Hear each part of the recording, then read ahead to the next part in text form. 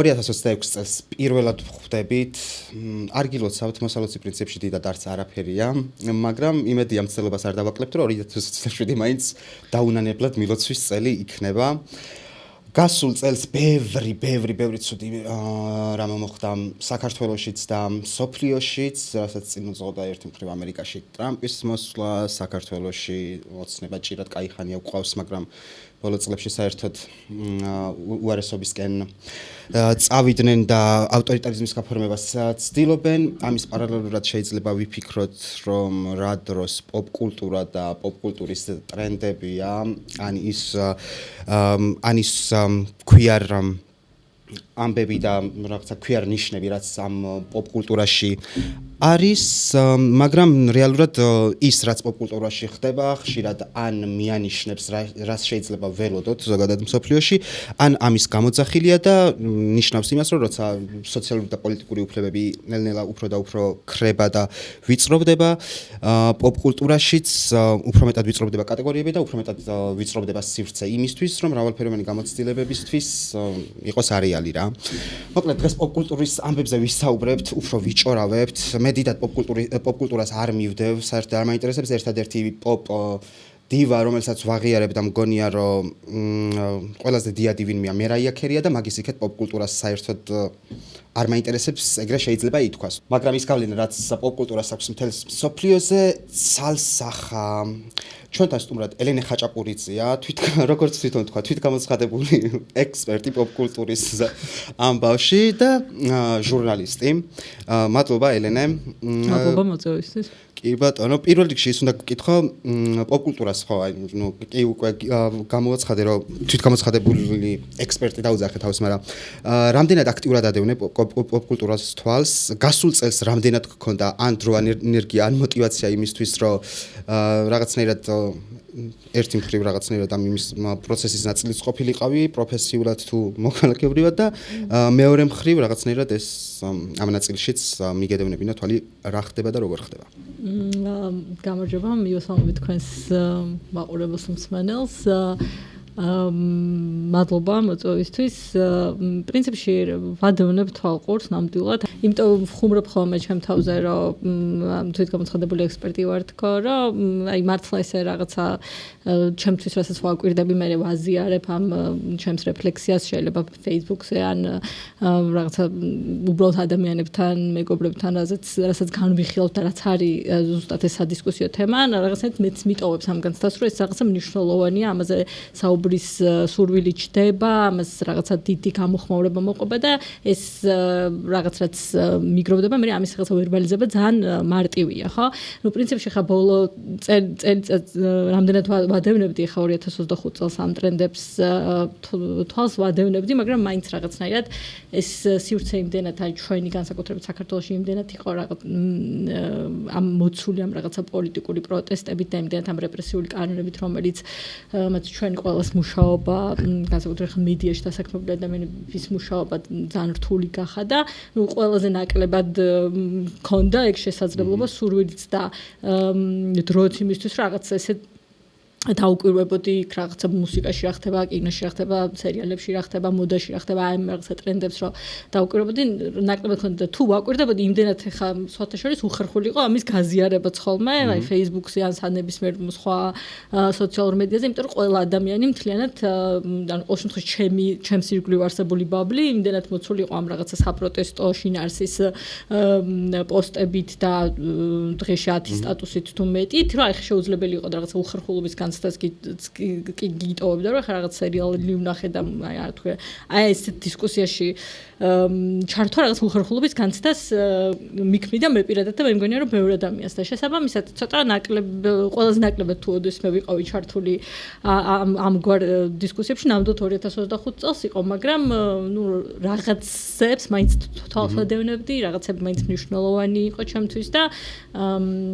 საბოლოო ჯამში მაინც მაგით დავთანხმდი ამ პოდკასტში მოსვლაზე და ამის რაღაც შეჯამებაზეც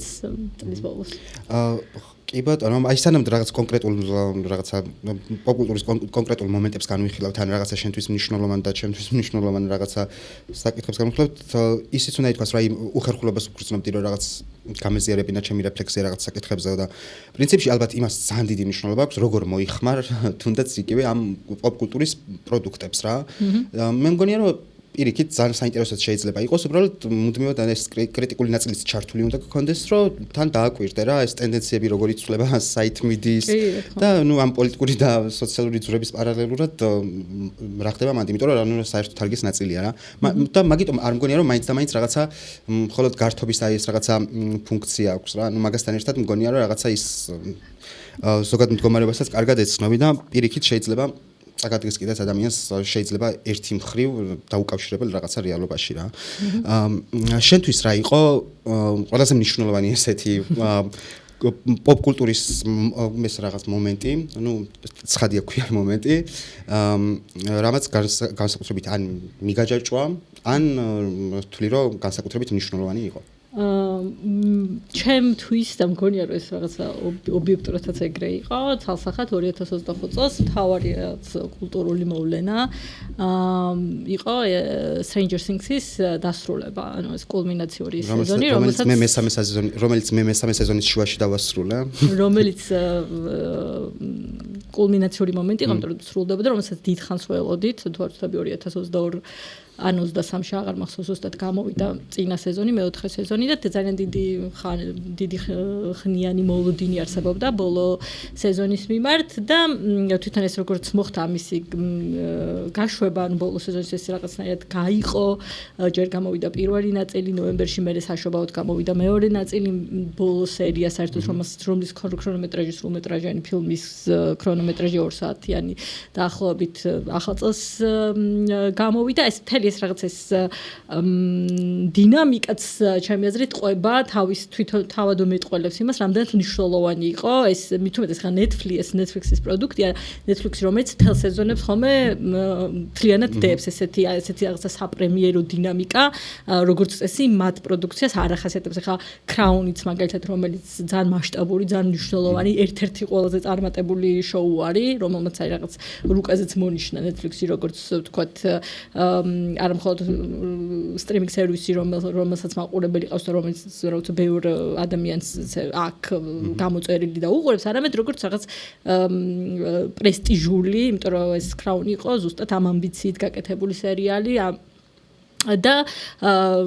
ბევრი წარმატებაც ესე საფესტივალო წარმატება ნახა რეალურად მისმა რაღაცა HBO-ს დონის ხო მე ვიტყოდი რომ ნამდვილად და ნუ ეხლა Netflix-ი მას ცდილობს მაგნიშის დაკავებას ეს adolescence-ი რომელიც მოზარდობა რომელიც ეს მინი სერიალი იყო მაგ ამბიციით არის მთლიანად გადაღებული და რომელიც ძალიან წარმატებული არის ეხლაც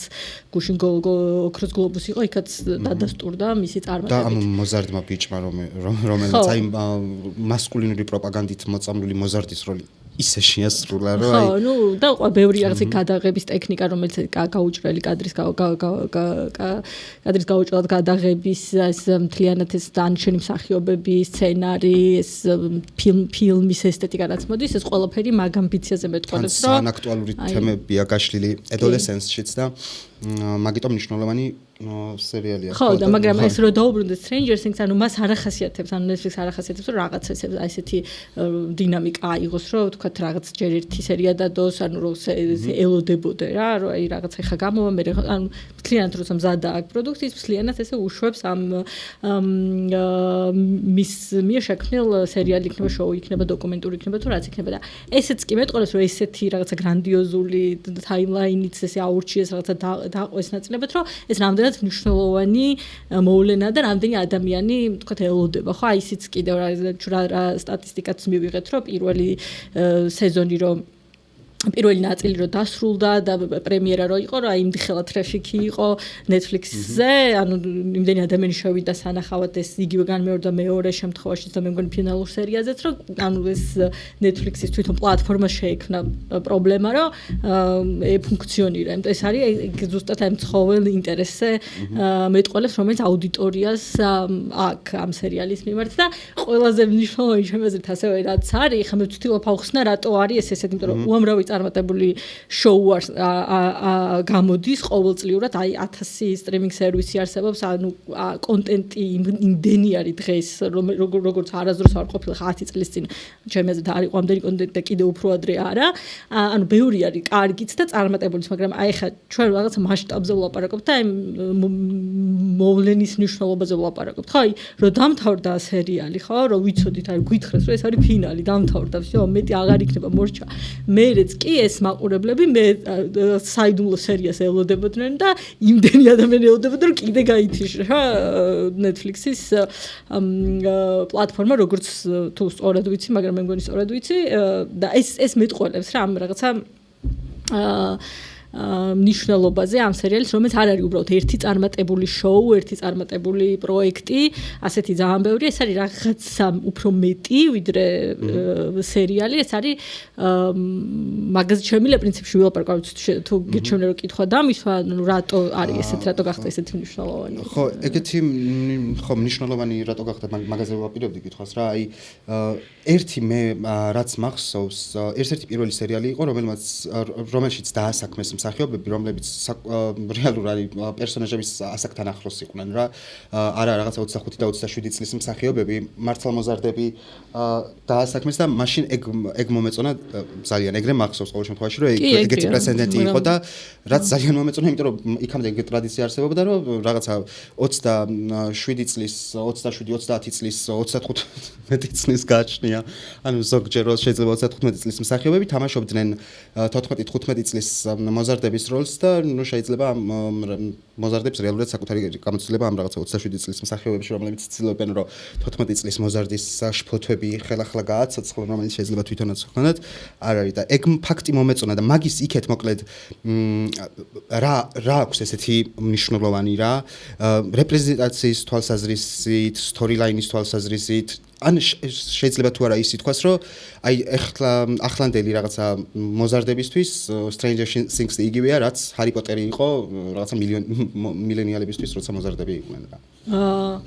ანუ ბევრი პასუხი აქვს შენ შეკითხვას ჩემი აზრით. ერთი მსახიობების ასაკზე ხარ რომ თქვა, შეიძლება არსებობს რაღაც შოუები, სადაც ძალიან აცდენილია პერსონაჟის ასაკი და მსახიობის ასაკი ერთმანეთთან, მაგრამ ნუ ხარ ვიცი, იგივე Harry Potter-ი ახსენე, Harry Potter-შიც ბავშვები იყვნენ და ანუ ეხლა შეუძლებელია რომ 11 წლის ბავშვი, ეხლა შეიძლება 17 წლის ადამიანი ათამაშო 25 წლის ადამიანს, იმიტომ რომ ესეთი ასაკობრივი სხვაობა არ ჩანს ხოლმე ამ ორ ასაკს შორის, მაგრამ ეხლა 18 წლის ადამიანს ვერ ათამაშებთ 11 წლის ბავშვს, ანუ ბავშვი უნდა იყოს და კი ნამდვილად ეს ბავშვები არიან ასაკით 11 წლის დაიწყება მათი თავგადასავალი და ეს მსახიობები 11 წლის არიან და იზრდებიან ამ შოუსთან ერთად, ანუ მათი ესე ვთქვათ მათი გმირების განვითარების ისტორია გაზრდა ხდება ამ პროცესის პარალელურად, რომ ეს ბავშვები თვითონ მსახიობების ნამდვილად იზრდებიან და მე მგონია რომ მართლა თუ რაიმე ჟანრს აქვს იმის პოტენციალი რომ იქცეს არა მხოლოდ რაღაცა წარმატებულ შოუთ და წარმატებულ სერიალთან, წარმატებულ ფილმად, არამედ უფრო რაღაცა დიდ მოვლენად, რომელიც დასრულების მერეცაც ექნება რაღაცა მემკვიდრეობა და ექნება გავლენა თაობებზე, ანუ ზუსტად ამ coming of age-ს რასაც ეძახიან ქართულად არ ვიცი რა ქვია, ამ გაზრდის, ანუ ამ ადამიანების გაზრდის ამბები არის, ხო, როგორ იქცევი ბავშვი და როგორ ხდები მოზარდი და მე როგორ ხდები ზრდასრული და აი ამ გზას რასაც გადიხარ, ეს არის იმდენ საინტერესო ეტაპი ადამიანის ცხოვრებაში და იმდენად თან მეორე საკითხიც არის რომ დროში გაწელილი შოუების ეს უპირატესობაც ეს არის რომ ადამიანები ძალიან ეჩვევიან ხო ამ პერსონაჟებს ან უყვართ გულშემატკივრობენ ხა მით უმეტეს თუ ის ისეთი ასახო არ ვინ არის ხო ეხა ის ანუ გასაგებია რომ Stranger Things-ი რომელიც ქართულად არის უცნაური ამბები ალბათ ესე ითარგმნება მაგრამ ყველა Stranger Things-ის სახელით იყენებს და მეც ამიტომ უფრო ვიყენებ ინგლისურ სახელწოდებას ანუ ვინ არის ხო მისი მთავარი აუდიტორია ხო ნუ ის ადამიანი ვინც ასევე თინეიჯერია მოზარდია და იზრდება და ამის გარდა მას ყავს მეორადი აუდიტორია ჩემი სახით ჩემზე უფროსი ადამიანების სახითაც ერთ-ერთი ალბათ რაზეც შეიძლება რომ ვისაუბროთ, ანუ რატო არის მოვლენა და არა უბრალოდ წარმატებული შოუ, არის რომ მან უნივერსალურად იპოვა პოპულარობა თავის პირველად აუდიტორიის მიღმაც რა, იმიტომ რომ აი ხა გუშინ ვიხსენე, აი სანამ შენთან დავიწყებდი თუ შოუ სტუდიაში ლაპარაკს ვიხსენებდი, რომ აი გუშინ ვესაუბრებოდი ადამიანს, რომელმაც სულ სხვა საქმეზე ვლაპარაკობთ, მაგრამ მკითხა რომ ხო არ უყურებ Stranger Things-ს და უთხარი რომ აი რომელიც ჩემზე უფროსი, ანუ მე ხო ვარ ამ პერსონაჟებზე ბევრად უფროსი, ხო? ანუ ესენი არიან 20 წლის, ხა მე 25 წლის, მაგრამ მის ადამიანს ვისაც ვლაპარაკობთ, კიდე მე ჩემზე უფროსიც არის, მაგრამ მასაც აინტერესებს, ანუ სხვა ადამიანებიც ძალიან ბევრი ვიცი, აი ყველა ასაკობრივ კატეგორიაში ყავს, მას აუდიტორია ნაპოვნი. აი ეს მიზეზი ერთი ისიც არის ჩემი აზრით, რომ თვითონ დაფერები, რომლებმაც შექმნეს ეს შოუ ძალიან კი უფროსები არიან ხა დაახლოებით ჩემ ხელა და ცოტა ჩემზე უფრო ანუ მაგრამ ძალიან დიდი ასაკობრივი გეფი არც ამ შოუს მთავარ პერსონაჟებსა და თვითონ მათ შემქმნელებს შორის არის ანუ ერთი თავ ანუ ორი თავობა და მეტი არ არის ხა მაგალითად რაც ჰარი პოტერის შემთხვევაში უფრო დიდი არის სხვაობა ჯონ როულინგსა და თქვა მის მიერ შექმნილ პერსონაჟებს შორის. და ეს რაღაცნაირად ანუ დაფერები მან ჩემი აზრით რაღაცა თავის ბავშვობაზე მცადეს ამ სერიალის გადაღება და როგორი ტიპები იყვნენ თვითონ ამ ბავშვობაში ეს გააცოცხლეს. ანუ თან ეს შოუ არის 80-იანი წლებში ხდება, 91 წელს იწყება, თუ არ ვცდები, რომ იწყება შოუ 1991 წელი არის რა, რაღაცა მცივი ომის ესეთი ბოლო 10 წლეული. და ყველა ადამიანს რომელსაც აი რო ვახსენ, აი ყველა ადამიანს რომელიც დღეს ახლა ვთქვათ გაცილებით მეტი ასაკის არის ვიდრე ხა თინეიჯერი და 20-21 წლის ადამიანი, ანუ მეტი შეიძლება 40 წლის. ანუ რო უყურებს, ანუ ეს ხედავს რომ მისი ბავშვობა რა, ანუ 80-იან წლებში თუ დაიბადა, ესე ხედავს რა, რომ აი მასეც არის რა, ეს სერიალი არის სადღაც ამერიკაში რო დაბადებული იყო 80-იან წლებში, რომელიც დღეს საქართველოში დაიბადა და 50 წელი, ანუ ეგ მაგ დროებაში იქნებოდა. ანუ ყველაფერი ამ მისი ესთეტიკა, მისი ეს ანუ ეს პროდაქშენი ასევე ძალიან ნიუანსური არის რა, ყველაფერი გაცოცხლებულია იმ ეპოქის და იმ დროების, ეს ყველაფერი ეს მას რაღაცნაირად ეძახის და ითრევს რა, ანუ შესაბამისად კი პერსონაჟები ყავს პატარები, რომლებიც ეხა დღეს არიან თქვათ ამ ჯენზის რასაც ვეძახით, მაგრამ ანუ ამბოვი თვითონ არის უფრო ძველი დროის რა და ამ რაღაცნაირი ბევრი ამ ელემენტით ანუ ყველანაირი ტიპის აუდიტორიის დაკავებას ანუ მიჯაჭვას ეხერხება რა და მეორე საკითხი კიდე ეს არის რომ გუშინ მაგალითად უყურებ დოკუმენტურ ფილმს რომელიც ამ Stranger Things-ის შექმნაზე იყო და აი მაგალითად ეგ გამოცანა იყო რა ეს აი დაფერები რომ მოვიდნენო და დაფიჩეს ესო აი თქვენს რომ ჩვენ გვინდა გადავიღოთ აი ესეთი coming of age შოუ რომელიც არ იქნება მარტო მოზარდებისთვის ანუ ამ ამბიცია და ეს მე მგონია რომ თვითონ ეს ამბიცია რომელიც ეს ჩანაფიქრშივე ქონდა ამ სერიალს მათ სულ ახსოვდათ ეს ამაზე მუშაობის დროს ან თვითონაც ანუ არ არიან ესე ანუ კიდე ერთხელ ვამბობ რომ ანუ არ არიან ძალიან უფროსები ახლა რაღაც აი 50 და ზევით ანუ ამ პერსონაჟებთან ახლოს დგანან რა და ეს კარგად ახსოვთ ეს ყველაფერი და ამ ყველაფრის კარგად რეპრეზენტაციას ეწევიან სცენაში ანუ ერთი ჩემი აზრით ეგ არის ზუსტად რომ ეს რაღაცა უნიკალურ ეს უნივერსალურობა რაც აქვს სერიალს რომ ის რაღაცა ყველა ტიპის აუდიტორიას ქვეყნის ნებისმიერ წერტილში, მსოფლიოს ნებისმიერ წერტილში, ნებისმიერ ასაკში, მათ შორის ანუ სქესშიც, ხო ანუ ქალებს და კაცებს და ყველა იმას თანასწორად აინტერესებს, ანუ ამას მიაღწია ეს ის. ანუ მეორე მხრივ ხა კიდე რაც ჩემს ძალიან საინტერესო არის ის რომ აი რა ცოტა უცნაური მიქსი არის. ხო ანუ ერთი რო ეს რაღაცა საბავშვო სერიალია და მეორე მხრივ ჰორორი. ანუ ეს ორი რაღაცა, ანუ ეს ერთმანეთთან მაინდა-მაინც ესე ლოგიკურად არ ჯდება, ხო? იმიტომ რომ საბავშვო ფილმები არის ხოლმე როგორც წესი, ხა ჰარი პოტერიც შეიძლება რაღაცა ვოლდემორი ვთქვათ არის რა ბორო, მაგრამ ხა ესეთი ჰორორი არ არის, ხა როზი ხარ და უყურებ, ანუ არაფერს არ გეშინია, შეიძლება ხა 1-2 სცენა იყოს ისეთი, რომელიც მაგრამ არც ის სცენები არ არის. ეს არის აი მართლა ძალიან ტიპური ჰორორი, ხა მეც ამ ხელ ადამიანი ვარ და გული ხელით მეჭირა ხოლმე, ესე პაუზებდი, ან ხმას ვუწევდი, რომ აი რო ვატყობდი, რომ ხა რაღაც შეიძლება დაიძაბოს, ანუ ისეთი არის რა, ანუ მე მეშინო, მე არ ვარ ჰორორის მოყვარული რა. მე ჰორორის დიდი მოყვარული ვარ და Stranger Things-ს ვერ გავიხსენე ჰორორი.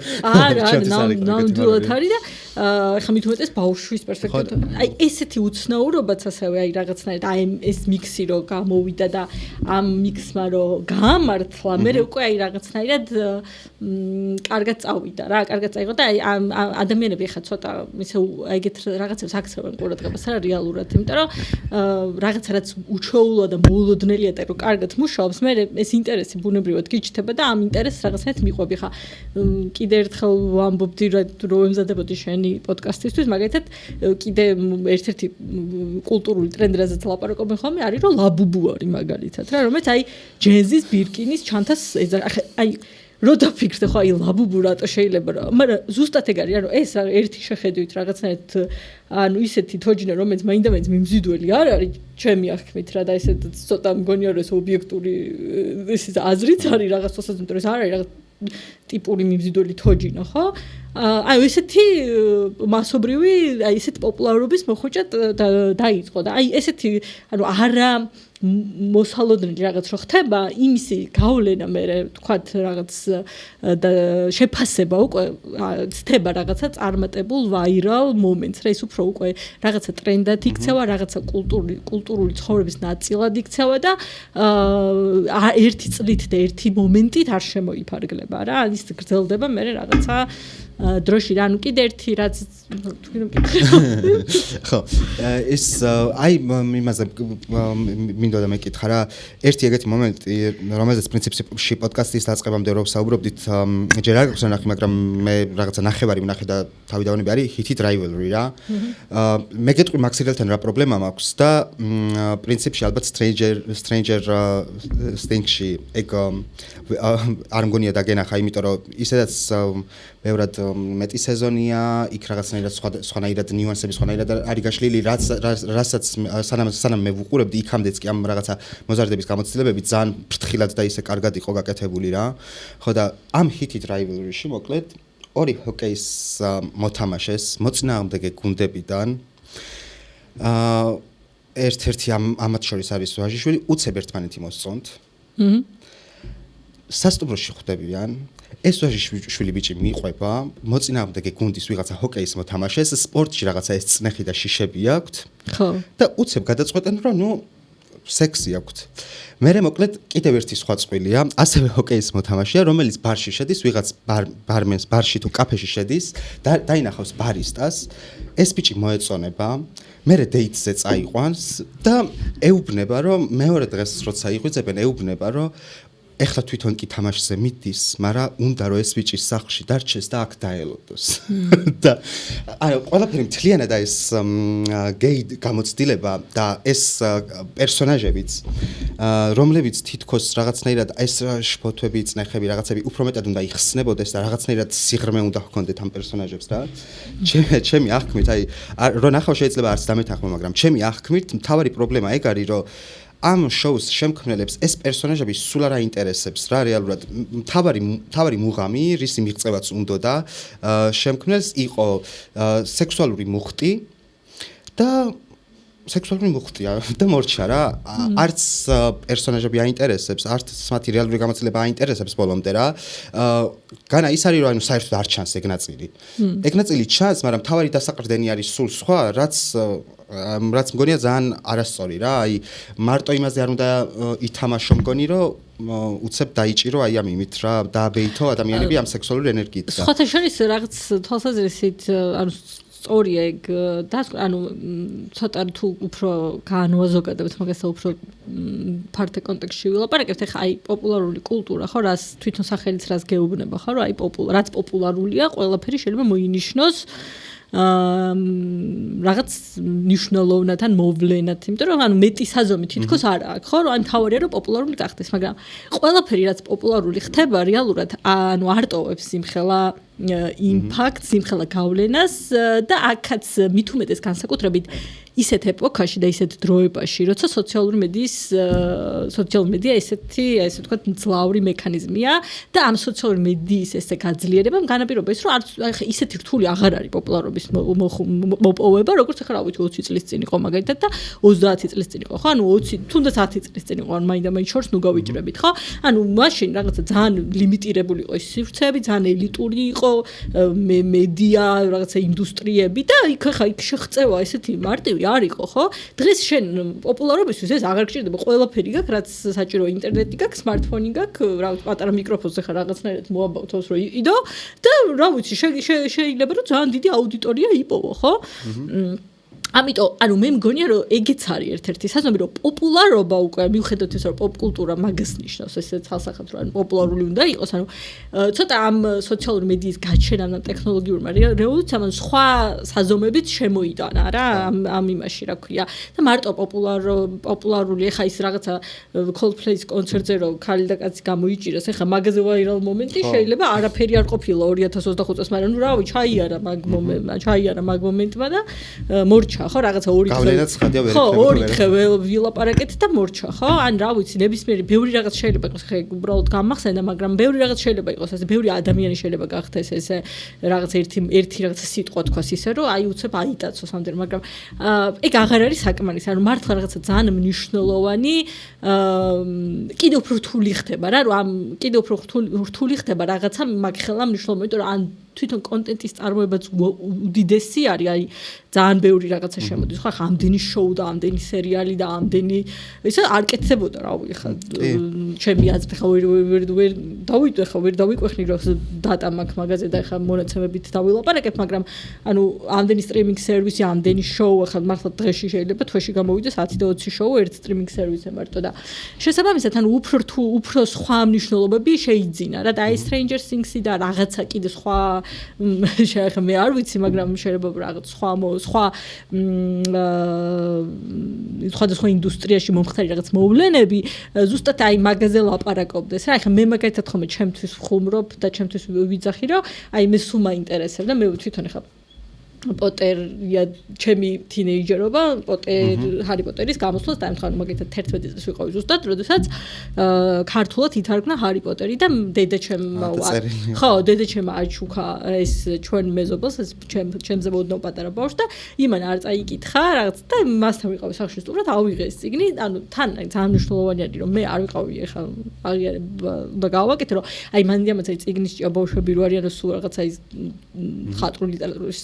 კითხვას ცდილობდნენ ესეთი ბავშვი არ ვიყავ აი ეს წიგნი მახსოვს აი 2001 წელი იყო შეშის ფეჩით თვებოდი ზამთარი იყო იანვარი იყო და აი მახსოვს რომ იქ რო ავიღე აი შეშის ფეჩთან რო დაუჯექი ღუმელთან ბოდიში შეშის ღუმელთან რო დაუჯექი აი ეს რო გადავშორი აი არ დამიხურავს რა აი რა მართლა ბოლომდე ეს და ეხა ესეთი ბავშვი აი ჩემნაირი ბავშვი რომელიც ეხა მაინდა-მაინც არ გიждდება ამ ხატრული ლიტერატურის კითხვა ამას რო აკეთებს ანუ ეს უკვე გელაპარაკება რაღაცას გეუბნება რა რომ ეს ესეთი არის და მე ვიყავი აი პოტერჰედი და პოტერიადას დროს აი ადამიანი რომელიც ზუსტად იმ დროს ჩაუვარდა ეს წიგნი როცა ის პერსონაჟებიც არის ერთმანეთთან და ანუ ვიზრდებოდი მთლიანად ამ წიგნით ვიყავი მოცული რა და მთელი ეს 10 წელიწადი რომელიც ჰარის წიგნები გამოდიოდა და ფილმები გამოდიოდა და ამაში ვიყავი სულ ჩართული და მე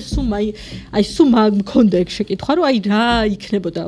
როგორ იქნებოდა ჰარი პოტერის ბედი სოციალური მედიის ეპოქაში რა ანუ როგორ იმიტომ რომ მას არ მოუსწრო ეხა რეალურად 2011 წელს დამთავრდა პოტერიადას ეს პირველი ეს მე ხა სპინოფები და რაღაცები კი დაიწერა მაგრამ ეხლა სერიალიც არ გაამართლებს ანუ მე მგონია რომ გაამართლებს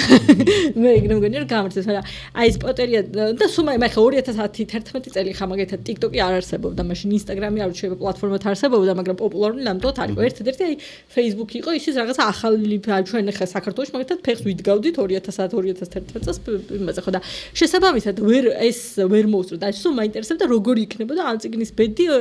ან სოციალური მედიის ეპოქაში და დროებაში და აი Stranger Things-მა აი ამ კითხოს გასცა ჩემთვის პასუხი რომ აი დაახლოებით ისეთი იქნებოდა აი დღეს რა დღეშიც არის ეს რაღაცა მთელი ეს აი ფანდომი და ფანდომის მიღმაც გავიდა ვინც არ უყურებს იმანაც იცის ამაზე რა ამ სერიალზე და მე მგონია რომ აი მაგის მიღმაც გავიდა და აი ეგ პასუხი არის რა ჩემთვის მაგიტოს არის ეს მნიშვნელოვანი რომ აი მაგ იმას სულ მაინტერესებდა ხოლმე რომ აი რა როგორი იქნებოდა აი ჰარი პოტერი რომ აი Instagram-ის ეპოქაში და TikTok-ის ეპოქაში ყოფილიყო და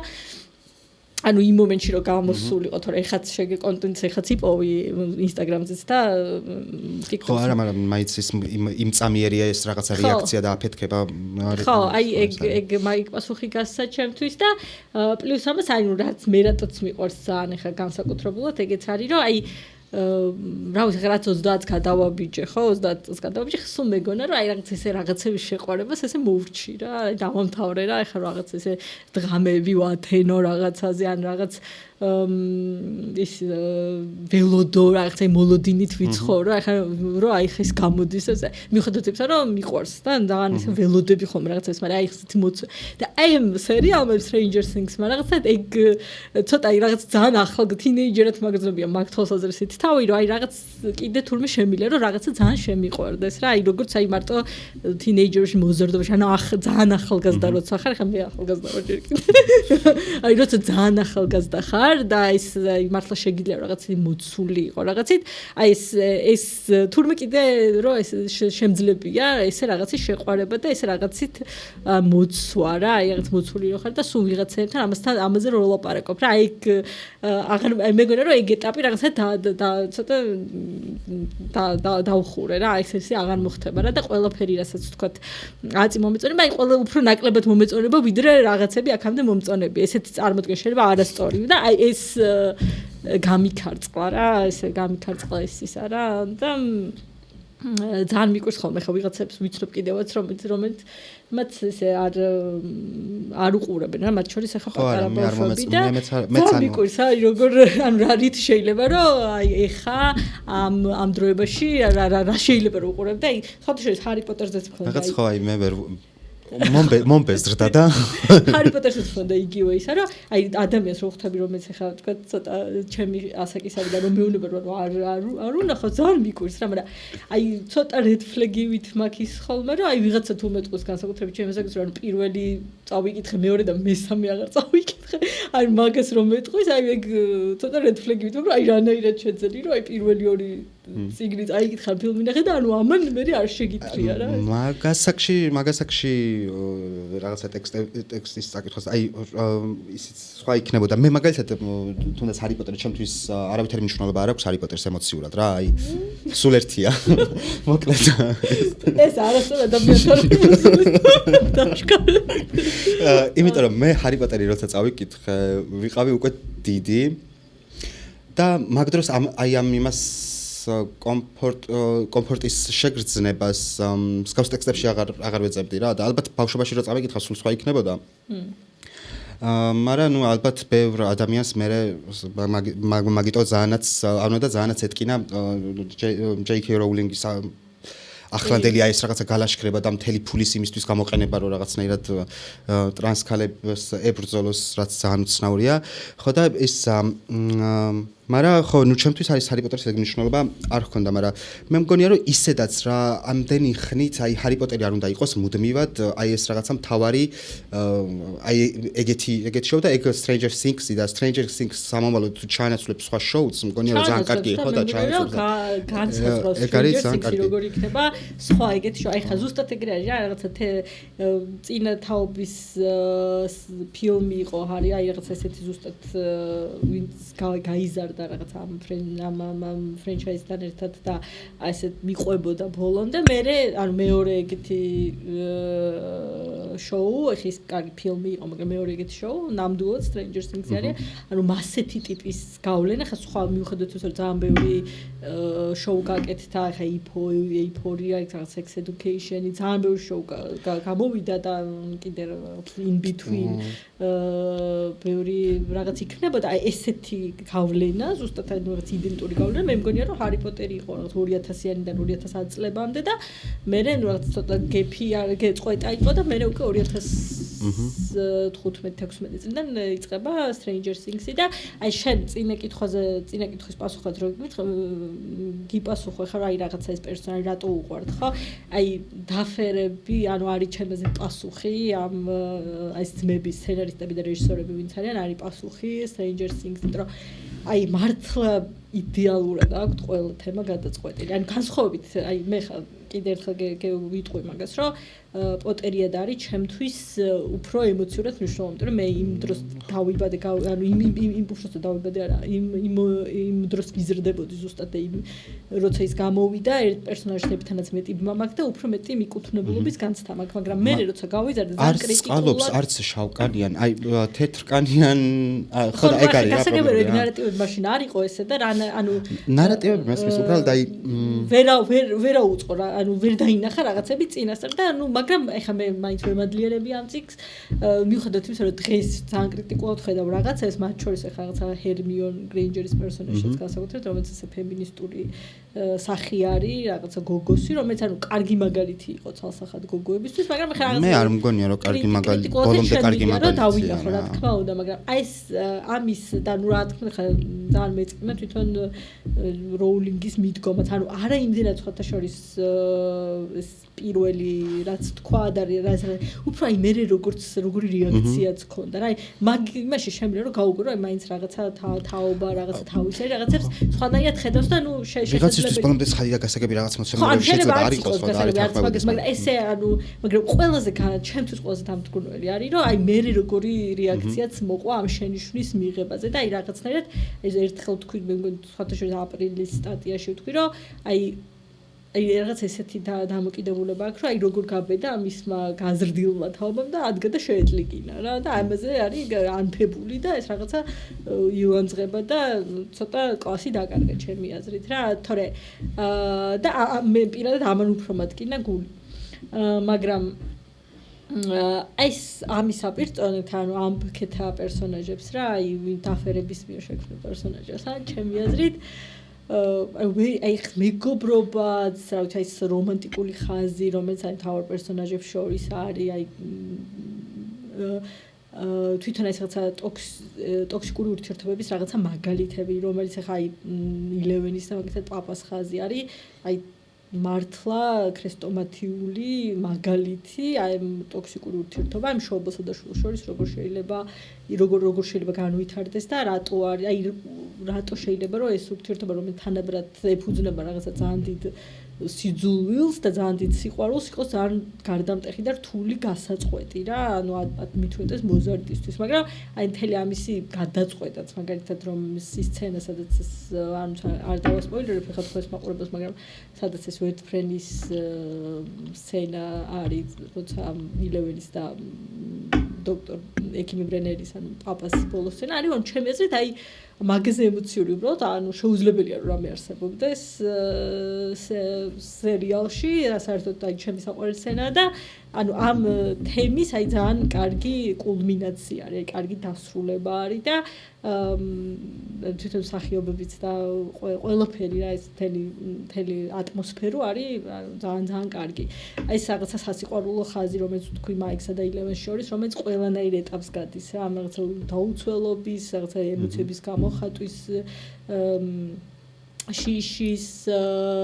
და საბოლოოდ მე ძალიან რაღაცა ეს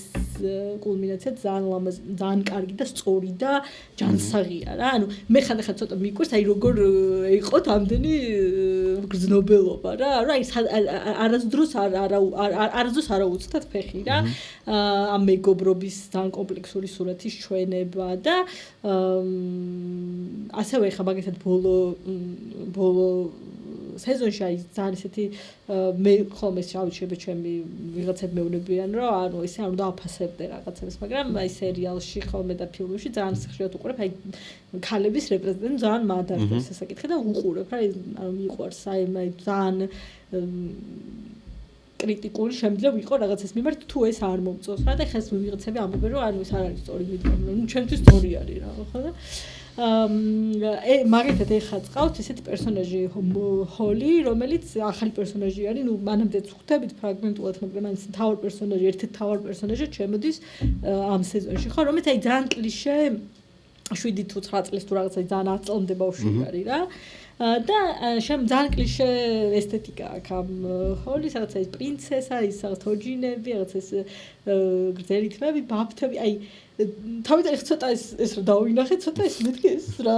იმიტომ ეს მართლა ნერდების თელი მომხიბლობა ის არის ეს ბავშვები ძალიან ნერდი გიქი ბავშვები არიან რა და ეს 11-იც ახლა ძალიან არაფემინური პერსონაჟი გოგო პერსონაჟი არის ხო და მეთქი ცოტა ესე შევხედე რომ მეთქი ეს რა ხდება მაგრამ აი ამ ეს პერსონაჟი ისე ვითარდება ისე იცვლება ისეთი კარგი ისა აქ რა ქვია განვითარების ხაზი გარდასახვა აი რომელიც აი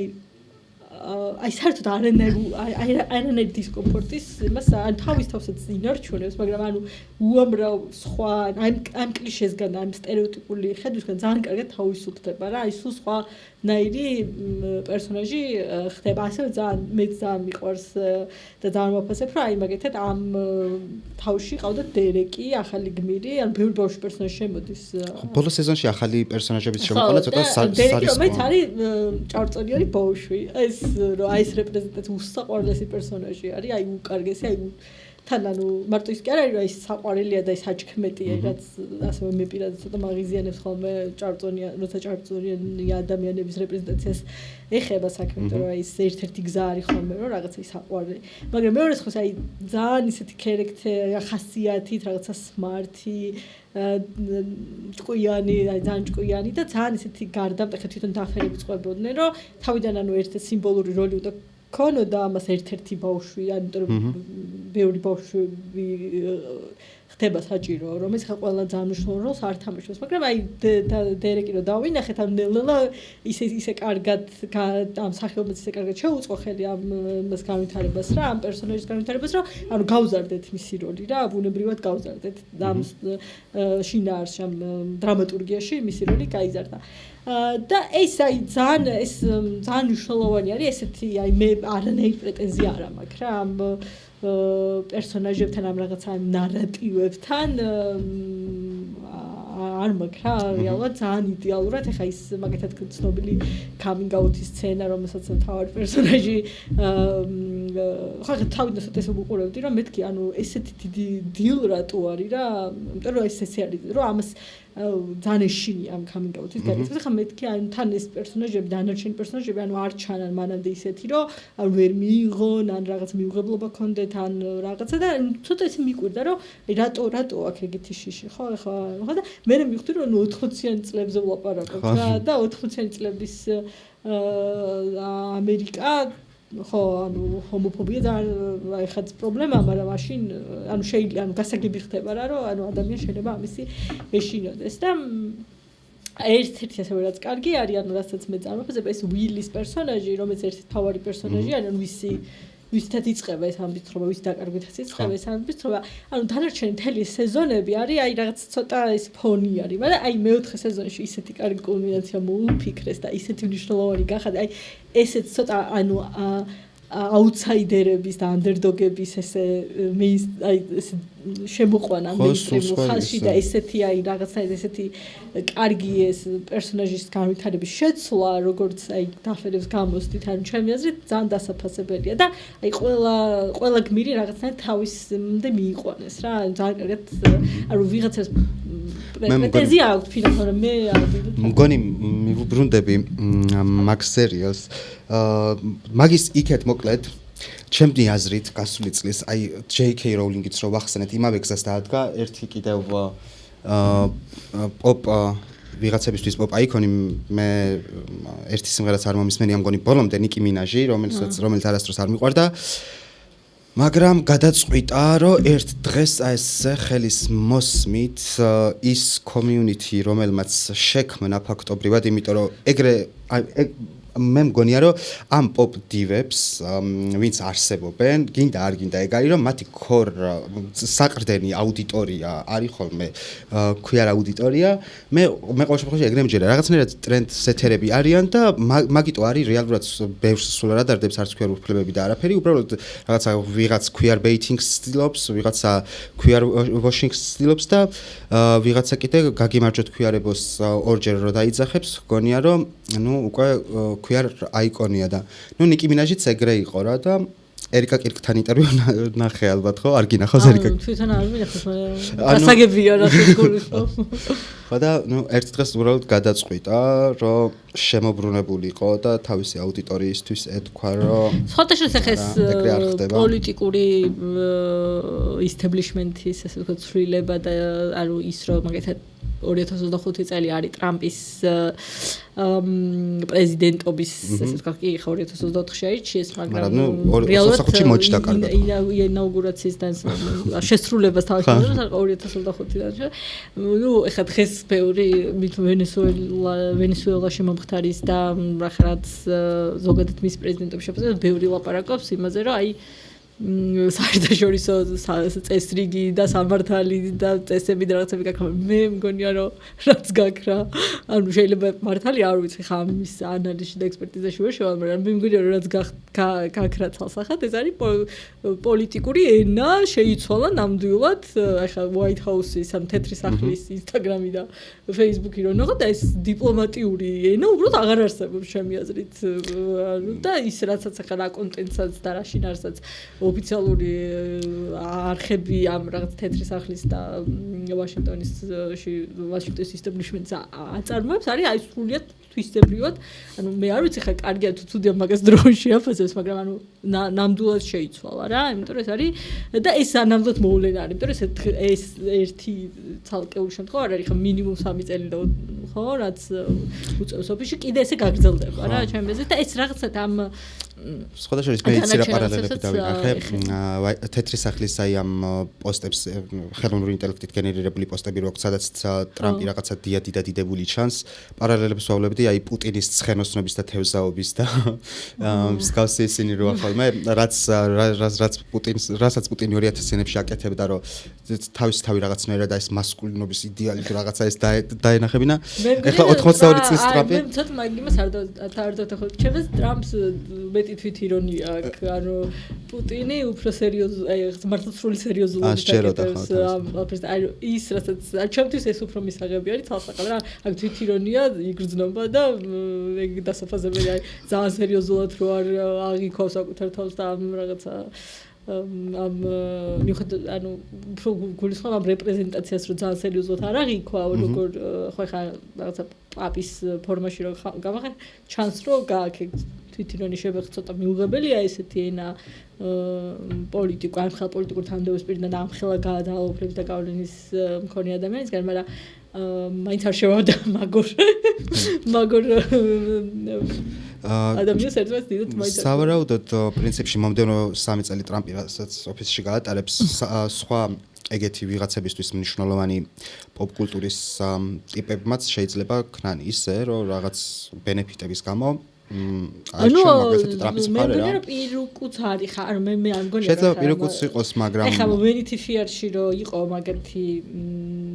ტრამპის ტრამპის ადმინისტრაციის რაღაცა პროფაილი, რომელიც თავის ფოტოებით, ანუ Vanity Fair-ი ხა ძალიან ტრამპის ადმინისტრაციისთვისაც ძალიან იოლად განჭვრეტადი ანუ რა ტიპის მედია არის, რა ტიპის ჟურნალია, რა ტიპის, ანუ მე მგონია კაკრას მე მგონია რომ უფრო ის უნდათ რომ რაღაცა ამ ისეთ მედიაში შეეხციათ, რომელიც ანუ მაინდამეც ესე ვთქვათ აი იმ ღირებულებებს და იმ ნარატივებს მაინდამეც კარგად არ ეხმიანება და აღწერს, რასაც ვთქვათ რესპუბლიკელები და ვთქვათ მაგამით უმეტეს რა. და აქეთ უფრო აქეთ ამ ხრიდან დავინახე, აი რატოც დათანხმდნენ, ანუ მე საბოლოო ჯამში ეს პროფაილი ძალიან საკამათო გამოდგა, იმიტომ რომ ეს ფოტოსურათები, რომელიც დაიბეჭდა ამ Vanity Fair-ში იყო, აი ძალიან ცუდად ასახავდა ხა განსაკუთრებით ამ ლევიც პრესპიკერი, ვინც არის პრეზიდენტის არც მარკ რუბიოს კიდე არ აუშავდა და სხვა ადმინისტრაციის სხვა წევრებს ხო, JD Vance-საც მათ შორის და აი ყველა პირიქით ეს ეგ უკავშირდა იმდენად უნდათ ამ რაღაცა აი ამ ასეთი ლიბერალურ მედიაში მოხვედრა, რომ აი ამაზეც დათანხმდნენ წამოეგნენ ან დათანხმდნენ, შეიძლება არ წამოეგნენ დათანხმდნენ იცოდნენ, მაგრამ აი უნდათ აი მაგრამ ანუ მაგაში არ გეწინააღმდეგები ხო, რა თქმა უნდა შეიძლება რაღაცა ვოლკიზმთან ესე ბრძოლა, რაც არის გამოცხადებული ახლა თქვათ, ხო? ანუ რაღაცა პოვოს რაღაცა ტიპის ასახვა და გამოხმაურება პოპოს, მაგრამ მე მგონია რომ აი სადაც იწარმოება პოპკულტურა, იმას ძალიან დიდი ეჯენსი აქვს რეალურად და ძალიან დიდი რეზისტენტობის უნარი, იმიტომ რომ ეს აი ხა მაგათად იგივე ჯიმი ფელონის იყო ხო, თორსტები შოუ რო დაუხურეს ზუსტად ამ ჩარლიკი, მაგრამ ანუ რეალურად ვერ ვერ შეძლო ამ არხმა ამ შოუს დახურა, იმიტომ რომ ძალიან ბევრი რაღაც დაკარგა იმ მომენტში და დააბრუნეს ისე. Disney ფაქტობრივად რაღაცა რისკის წინაშე დადგა, რომ ძალიან დიდი ფინანსური ზარალი განეცა და იმიტომ რომ რაღაცა იმას გამოწერებს უქმებდნენ და მთელი ამბები მოხდა. ეს ინდუსტრია ხა თვათ ხო ეს არ არის თქო საქართველოს, სადაც რაღაცას იოლად დახურა და უიოლად შეაჩერებ ან გააჩერებ, ხო? და ჩვენთანაც კი არ არის ესე იოლი, აგერ ამდენი რეპრესიული კანონის ფონზე მაინც აგრძივართ და ვლაპარაკობთ, მაგრამ ხო, აქ რა თავისი რეზისტენტობა და მაგ რეზისტენტობაზე მორევა ესეთი იოლი არ არის რა, ჩემი აზრით და ესე ვერ მოხდება რა, ესე იმათ რომ ხა, მაგრამ რაღაცა იმას აუცილებლად პოვებს რა, ხა მაგალითად ისევ ტრამპის იმასთან თუ ტრამპთან დაკავშირებით თუ ვილაპარაკეთ, ერთ-ერთი რაღაც მნიშვნელოვანი პოპკულტურულ მოვლენაზე ჩემთვის მუსიკალურად არის Super Bowl-ის halftime show, რომელიც კენდრიკ ლამარის, რომელსაც ტრამპიც ესწრებოდა სხვათა შორის და აი ისეთი იყო ის show, როგორიც იყო, ხო და არ დაესწრო და გაწავიდა ბოლომდე არ დაესწრო რა 15 წუთია, ხო ეს show და როგორ რამ ხო ეგ აქვს უბრალოდ ეს არის მისი მომხიბლაობა რომ აი შეუძლია რომ კრიტიკული იყოს ძალაუფლების კონეს მიმართ და შეძლოს მაინც საკუთარი რაღაცა იდენტობის შენარჩუნება და გაუძლოს რაღაცა წნერს. არ ვიცი ხა შეიძლება ბოლომდე ვერ გაუძლოს ან მაგრამ არ მგონია რა ხა ესე ძალიან ესე მოირღვევა ის რაც აქამდე ესე მე მაინც მგონია რომ ცხადია როცა ვიღაც ვარსკვლავს გულისხმობთ მთელ გუნდს რომელიც მათ უკან ჰყავთ საკუთარ საქმიანობას უყურებენ როგორც მარტივად ბიზნესს და როგორც ბიზნესმა მაგალითად გადაწყვიტეს რომ როცა დემოკრატები იყვნენ ხელისუფლებაში და სიტუაცია სხვანაირად იყო რაღაცა მხარდაჭერით და რაღაცებით მომხმარებლები გაეზარდათ და აქტიურად ეფრიალებინათ მათ შორის ქვიარ დროშები შარშან ვნახეთ რომ ამ ბევრი კომპანიის ნაწილმა ან ბევრად უფრო ნაკლებად ხილვადი გახადა თავის სივრცეებში ეს ისა რეპრეზენტაციის ამბავი ან მხარდაჭერის ამბავი და მე მგონია რომ მუსიკოსებმაც იგივე ექნეს აგერ Taylor Swift-ის ბევრია იმედგაცრუებული მაგრამ ისედაც რა ვიცი ადამიანი უშვებდა რავი აი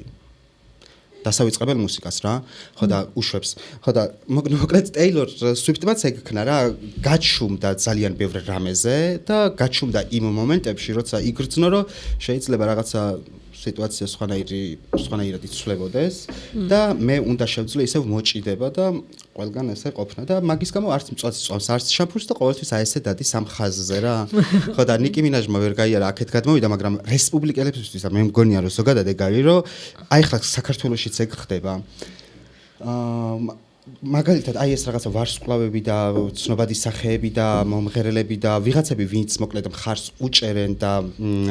მათ მხარდაჭერას ღიად გამოხატავენ ოცნებასაც სჭირდება და ტრამპსაც სჭირდება. აი წლების განმავლობაში მე მახსოვს რომ ადამიანებს, მომღერლებს, მსახიობებს არ ერიდებოდათ ეთქვათ რომ დემოკრატების მხარდამჭერები იყვნენ და არჩევნებზე მას აძლევდნენ ხმას. მაგრამ ტრამპი როცა მაგალითად მათ მუსიკას იყენებდა ან რამე პოსტის გასაფორმებლადაც კი პირდაპირ ეუბნებოდნენ რომ მათი მუსიკის გამოყენების უფლებას არ აძლევდნენ მოკლედ რა უზღუდავდნენ ამ უფლებას რა. ახლა რა თქმა უნდა სტატუს-კოს დიდი გავლენა აქვს ადამიანებზე ეს არაფერი. ხო და ეს ნიკი მინაჟის ფაქტი მე მგონია რომ ეს მაგრამ ჰოლივუდი ყოველთვის დემოკრატები მხარდამჭერი ხო ეგ მაგრამ მგონია რომ ეს დრამატულად შეიცვალა. მე მგონია რომ ეგეთი დიდი გავლენა ბოლო ჯამში მაინც არ აქვს პოლიტიკურ სიტუაციაზე. რა თქმა უნდა არა აქვს. ყველაფერი მაინც ბოლო ჯამში სხვანაირად წყდება რა. ყველაფერი დღეს მაგაზე მეტი გავლენა ჩემი აზრით ახლა რაღაც ხო არის ჩანს ხოლმე ამ სოციალური მედიიდან და ტრენდებიდან სოციალური მედიის ტრენდებიდან და პირიქით ეგენი უფრო დამოკიდებულები გახდნენ ამ რაღაცა engagement-ზე უკავშირზე რომელსაც ღებულობდნენ და აი საბოლოო ჯამში ფელონის ბედი გადაწყვიტა იმან რომ მაყურებელს დაკარგავდა CBS-ი თუ არ ვწდები CBS-ი. არ ვიცი ზუსტად. აი ანუ ეგ არის ანუ ამ ეს განსაზღვრავს დღეს და არა ის რომ ხა ფელონს ვინ დაუდგებოდა გოჩი და ვინ არა საბოლოო ჯამში ვინ გაჩერდებოდა და ვინ არ გაჩერდებოდა რა მის ვინ გამოხატავდა მხარდაჭერას და ვინ არ გამოხატავდა. ეს ანუ უფრო დემოკრატიული გახდა ეგ პროცესი რა და ანუ ადამიანო ფულის დაკარგვა და მაყურებლის დაკარგვა ხა ანუ ამ ხელო კონკურენციაში ძალიან ცალისკო რაღაც არის და ამიტომ მაგან განსაზღვრა უფრო. აქვე მოკლედ მუსიკაში მიმდინარე ამბებზეც მინდა სიტყვა თქვა, იმიტომ რომ მე აი შენ რო თქვი რომ არ მეგონა რომ თუ ესეთი ფანი გავხდებოდი ვინმეს, მე მეგონა რომ ესე ძალიან ვეღარავინ ვერ მომხიბლავდა და მაგრამ შარშან მოხდა რამდენიმე ეგეთი მნიშვნელოვანი მოვლენა. ერთი ის მითხარი, ოდესმე მე პატარა მონსტრი იყავი? ლეიდი გაგას მსმენელი იყავი ან თინეიჯერობაში აღარ დროს? ესეთი მსმენელი არა. ხო და ანუ შარშან დაბრუნდა თავისი ახლა პოპ დაბრუნება ხო. მაგრამ ძალიან პატივს მას როგორც თავისი პოპ ერა დაიბრუნა, ეგ იყო ძალიან მნიშვნელოვანი მოვლენა. მეორეა დოჩი, რომელიც ძალიან მიყვარს და არის ღიად ბი არტისტი, რომელიც აი პერსონალურ გამოცდილებებზე, შფოთვებზე, სხეულებრივ პროფესიულ ვერშედგომაზე და აი ამ წუხილებზე ძალიან მნიშვნელოვან საკითხებზე მოკლედ საუბრობს და აი ეს რაღაცა ქალი რეპერის ხმა შემოაქვს და მგონია რომ საერთოდ კარდიბისგანაც განსხვავდება, რომელიც ბევრად უფრო აი რაღაცა ფული და სიმდიდრე და მოდა და ბოდეგა ბედი და ამბებია და ნიკიც რომელიც უფრო რაღაცა სხვა ძალიან სექსუალიზებული იმიჯი ჰქონდა, დოჩის შემოაქვს ცოტა სხვა ის არა, რაღაცა უფრო ღრმა და მნიშვნელოვანი, სადაც შინაარსები არის და აი თუ და გაინტერესებს მოусმინე და მესამე და ყველაზე მთავარი და მე მგონია რომ თუ გავლენაზე ვლაპარაკობთ დროთა განმავლობაში როზალიას გავლენა კიდევ უფრო გაიზრდება. ის ძალიან აი რაღაცა რო გადავხედე მედიების შეფასებებს რა, აი მაგეთად რა ვინ არის, აი ყველა მედიატორს აი ტოპ 10 სიმღერა წლის და აი ყველგან შემოხვდა. ჩემთვის აი 20-იანი წლებიდან მოყოლებული ალბათ საუკეთესო ალბომი მგონია რომ ეხლა ჯერ კიდე იმაში ვარ შეიძლება რომ ჩარჩენილი ვარ მაგ ალბომში და მუდმივად მაგ იმაში ვარ, მაგრამ ხო ეგ არის რომ მე მგონია რომ ეგეთი ტიპები, რომლებიც პოპ მუსიკას მათ შორის უდგებიან არა როგორც უბრალოდ მარტივად მოსანელებელ ამბავს შემოაქვთ რაღაცა ისეთი ლამაზი და ისეთი რა სიმფონიურ ორკესტრთან როზის ეგ შეიძლება ნახე კიდეც რა. ხო და ნუ ძალიან ბევრ დრო ენერგია ჩადო, რეფერენსები დაახვალა, ლათინური მუსიკის მთელი ტრადიცია წამოიღო და პლუს პერსონალური გამოცდილება და მგრძნობელობაც დაუმატა. და ბოლოს აი ერთი ქართული იმაზეც რა, ნუ მოკლედ და მოკლედ ხო როზალია არის ჩემი აზრით ქალების ქალი და ძალიან მნიშვნელოვანი ფიგურა და დიდი იმედი მაქვს რომ აბსოლუტურად ყველა შეიყვარებს ისე როგორც მე შემიყვარდა. ჯერ კიდე მოტომამიდან და ეხლა ამ ბოლო ალბომიდან ხო საერთოდ საქართველოში მაგრამ პოპ კულტურაზე და ქუიარობაზე საერთოდ საუბარი ალბათ შეუძლებელიც არის, არ შეიძლება, მაგრამ პარალელურად რაღაცები მაწყდება. ჩვენ 90-იანებში გქონდა და დავასრულეთ. ხო, აი ხო ნუ მანდაც ხო ესე გქონდა, უფრო მინიშნებით და ალეგორიებით, მაგრამ მე მგონია რომ რაღაც ქუიარ მგრძნობელობა რაღაც კლიპებში და სიმღერებში ისე ჩანს მეტი რა შეიძლება, მაგრამ მე მგონია რომ აი რო არა მთელი ეს რაღაცა აურზაური და რაღაცა ძალიან მნიშვნელოვანი ფაქტად უნდა ჩაითვალოს ის რომ საერთოდ ქართულ კინოში პირველად აი ტრანს კაცის გამოცდილება ჩანს, ოღონდ ტრანს გამოწვევებზე კი არ არის, ანუ ტრანს კაცის გამოცდილება ჩანს, რომელიც სოციალურად არსებობს და რაღაცნაირად ამ სხვა აი ეს საერთო სხვადასხვა პერსონაჟების და ნუ რომლებიც ამ თბილისის ცენტრში არ არიან ამ გამოცდილებებზე, ნუ პრინციპში ეკრანებზე გამოვიდა 2025-ში ეს წმინდა ელექტროენერგია რა და მაგაზე ვამბობ და ბარტ ნიკოლო თამაშობს თავარ როლს და მე მგონია რომ რამე ქართულია ეს რაღაცა ქუიარ კულტურისთვის და კულტურისთვის ძალიან მნიშვნელოვანი ფაქტი საერთო და მომავლიდან რო გამოხედავთ ალბათ იქნება, იმიტომ რომ ეგ მნიშვნელოვანი ამბავია და ხო მაგის იქეთ სხვა არც ისეთი არაფერი არ მოხდა რა, ერთი თინინო ღაძელის ულვაშები და ნიკო გორგილაძის აქ მიპოვი იყო ლიტერატურაში, რაც ძალიან მნიშვნელოვანია, რომ ის არა მხოლოდ რომ გამოიცემა რა, ის რომ მე მაგალითად რაღაცა ჯილდოებზეც მიუხედავად იმისა, რომ ქვეყანაში ეს ხდება, ზოგი დაჯილდოება შეიძლება ვერ ბედავდეს, რომ რაღაცნაირად ყურადღება გაამახვილოს ამ ავტორებზე, მაგრამ აი ეს რაღაცა თავისუფალი ლიტერატურა ვიღაცები მაინც ბედავენ, რომ აღნიშნონ და გამოარჩიონ ხოლმე ამ ავტორების ხმა, რომელიც ქართული ლიტერატურისთვის ძალიან ახალია. მეტი მაგის იქით აწევს თუ ელოდები რამეს ან ესე არაფერს პრინციპში ხარც დიდი მოლოდინი არ მაქვს არაფერს იმართ. რაც მე ერთი აი ეგ რაც ვთქვი რა მოლოდინი ის მაქვს რომ პოპულარულ კულტურაში მე მგონია რომ ახალი იდეების, მიმნიშნულობების, ფორმების შემოტანა მაინც შეიძლება რა და ყოველთვის მე მაგასეთ იმებს ვეკეტლები, მასეთ ნაწარმოებს ვეკეტლები, რომ მაინც გასართობადაც მასეთი ნაწარმოების ყურება მირჩენიათ, რომელსაც თან ახალი მნიშვნელობებიც შემოაქვს და თან ძალიან სასიამოვნოც არის და დიდი იმედი მაქვს, რომ მეტი და მეტი ეგეთი შოუ იქნება და მეტი და მეტი მრავალფეროვნება, იმიტომ რომ ბოლო ჯამში მაინც მეინსტრიმში ერთი და იგივე გაფრიალებული სხეულები, წესიერი ბიჭები და წესიერი გოგოები და აი რაღაცა ხატებია და იმედი მაქვს ეგ ამბავიც ამოტრიალდება. პრინციპში სულ ეგ იყო. მადლობა. ალბათ ეპიზოდისასაც შეამჩნევდით, რომ პოპკულტურას მწყრალად ვარ, მაგრამ რაღაცები მაინც მიყვარს. და ალბათ ბევრი სხვა მსხვილი თუ შედარებით წვრილი თუ ამბავიც იყო, რომელიც თქვენ მნიშვნელოვნად მიგაჩნიათ, მაგრამ რა ვქნათ, ჩვენ არ მიგვაჩნია. მადლობა რომ გვისმენთ. და მომდევნო ეპიზოდს დაელოდეთ სამშაბათს საღამოს 7 საათზე. გამოგვიწერეთ და გამოვყრავით ასევე.